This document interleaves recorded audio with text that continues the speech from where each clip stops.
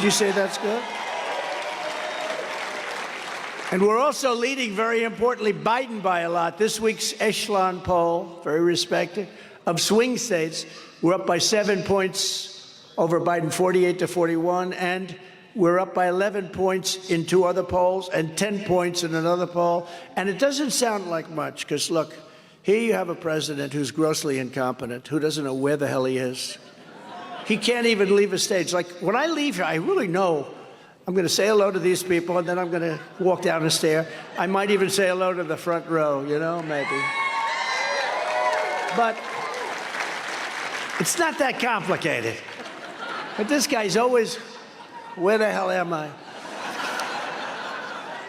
And you know, I will tell you, the people that he's dealing with, President Xi of China, Kim Jong-un, North Korea, if you look at France, Macron, these are all people at the top of their game.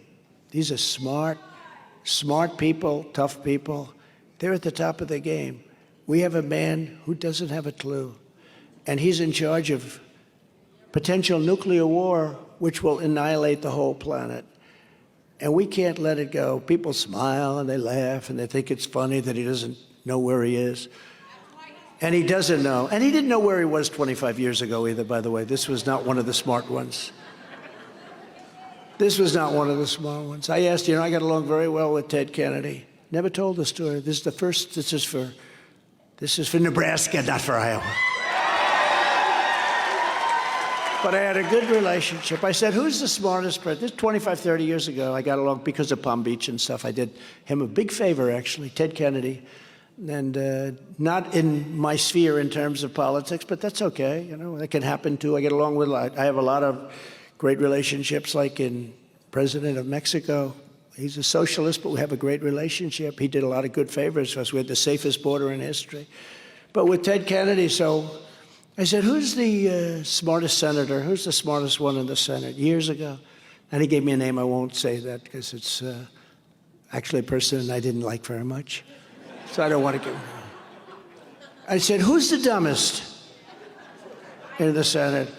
He goes, let's see, probably Joe. I said, Joe who? Joe Biden. He's the dumbest in the Senate. Now, that was by Ted Kennedy. Now, they'll go crazy. They'll say, oh, that's terrible. But he said this, and this was prime time. This wasn't now. And by the way, he's not old. He's off. There's a difference, because I know people that are 90 years old that are sharp as a tack. In fact, some of them are smarter than they were 20 years before. It's not age, it's there's something wrong.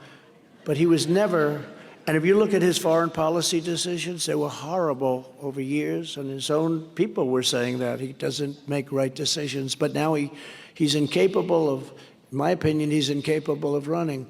And I hate to say it because, you know, I'm not sure that he's going to be able to make it to the gate, but I guess I'd rather have him than somebody that actually is intelligent, right? So I hurt myself when I tell you these stories, in a way. Although I wouldn't mind running against Kamala. I wouldn't mind it. But these incredible poll numbers are the primary reason that crooked Joe Biden has weaponized law enforcement and ordered his top political opponent, me, right in the middle of the election, because we're right now in the middle of a big deal, ordered me arrested right here, right at this time. It never happened before. He's doing well. We have to arrest him. These people are sick.